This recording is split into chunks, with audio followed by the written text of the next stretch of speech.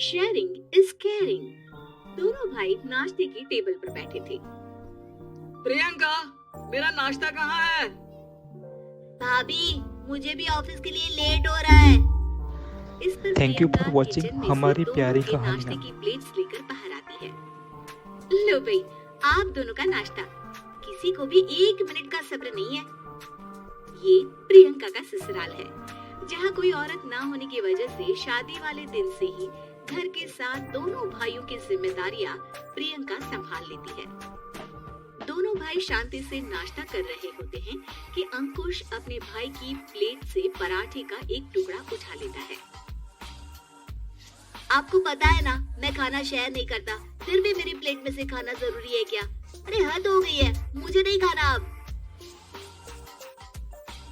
अंकुर गुस्से में नाश्ता छोड़कर टेबल से उठ खड़ा होता है। अरे ये कैसा बिहेवियर है अंकुर? एक टुकड़ा ही तो है।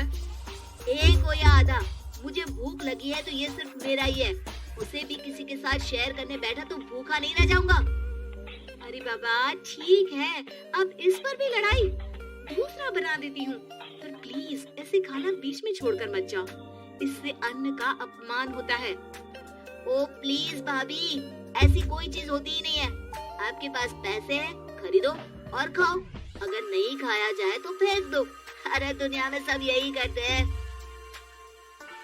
अंकुर बैग उठाकर ऑफिस के लिए चला जाता है, जिसके पीछे उसका बड़ा भाई मायूस सा घर में खड़ा रह जाता है।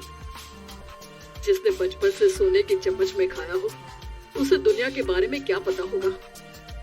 वैसे गलती तो हमारी ही है। अगर कभी बचपन में ही सही गलत का फर्क सिखाया होता तो आज ये हाल नहीं होते। आप फिक्र क्यों करते हैं जी? भगवान है, वो जो भी करता है सबकी भलाई के लिए ही करता है, और जब वो चाहेंगे तो अपनी तरह से अंकुर भैया को भी सब कुछ सिखा देंगे। पत्नी की बात पर विश्वास कर अंकुश भी ऑफिस चला जाता है। सुबह से दोपहर होती है और अंकुर लंच करने ऑफिस के पास वाले रेस्टोरेंट पे पहुंचता है, जहां वो एक साथ बहुत सारा खाना ऑर्डर कर देता है। सर, क्या कोई आपको ज्वाइन करने वाला है? नहीं तो क्यों? अब कुछ नहीं सर, ऐसे ही।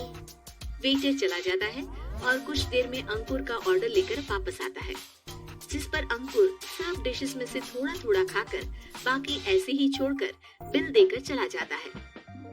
वाह भगवान तेरी माया, कहीं कोई एक एक टुकड़े के लिए तरसता रहता है और ये 5 लोगों का खाना ऑर्डर करके एक का भी पूरा नहीं खाते।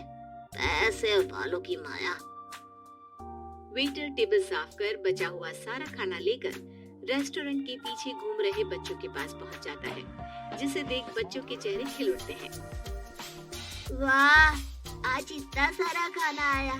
थैंक यू भैया, भगवान आपको खाने की फैक्ट्री बना दे।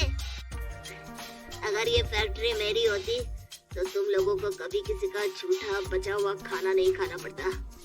चलो तुम लोग खाओ और ध्यान रखो किसी को पता ना चले, नहीं तो मेरी नौकरी चली जाएगी। इसी के साथ दिन बीतता है और रात को दोनों भाई एक साथ घर पहुंचते हैं। कुछ देर में सब डिनर करने बैठते हैं, जहां अंकुश अंकुर को समझाने की कोशिश करता है। अंकुर, अगर हमें लाइफ में सब कुछ मिला है, इसका ये मतलब नहीं कि तुम उसका गलत फायदा उठाओ, बल्कि तुम्हें उसकी मदद से दूसरों को भी मदद करनी चाहिए। भैया, जिनके पास नहीं है उनकी वजह मैं तो नहीं ना, और ऐसे बहुत लोग हैं जिनके पास सब कुछ है। इसलिए अगर मैं एक इंसान कुछ नहीं करूंगा तो कोई फर्क नहीं पड़ने वाला। तुम्हारे भैया बस एक चीज समझाना चाहते हैं कि जिस चीज की हमारे पास कमी नहीं है, उसे बर्बाद करने से अच्छा है कि लोगों के साथ शेयर करें। इससे हम सिर्फ सामान नहीं, खुशियां भी बांटते हैं, और इसमें तुम्हारा ज्यादा कुछ तो जाएगा नहीं। भैया भाभी की बात सुन अंकुर कुछ बोले बिना उठकर चला जाता है। इसी तरह दिन बीतते रहते हैं, जिसमें अंकुश और प्रियंका कोशिश तो बहुत करते हैं, पर अंकुर पर किसी भी चीज का कोई असर नहीं पड़ता। एक दोपहर अंकुर सैंडविच खाते हुए सड़क के किनारे चल रहा होता है, तभी उसकी नजर आइसक्रीम वाले पर पड़ती है और वो सैंडविच सड़क किनारे फेंक आइसक्रीम खरीदने पहुंच जाता है। अब इसे कहते हैं जिंदगी का सुख। जैसे ही अंकुर आइसक्रीम लेकर पीछे मुड़ता है तो एक आदमी को सड़क से वही सैंडविच उठाते हुए दिखता है। वो वो आदमी बहुत कमजोर, गरीब, जैसे बहुत दिनों से खाना ना खाया हो वैसा लग रहा था। अंकुर उसके पास जाकर खड़ा हो जाता है। उसे देखकर आदमी सैंडविच अंकुर की तरफ कर देता है। आपको भी खाना है क्या? क्या हम इसे आधा आधा कर ले? मुझे बहुत भूख लगी है।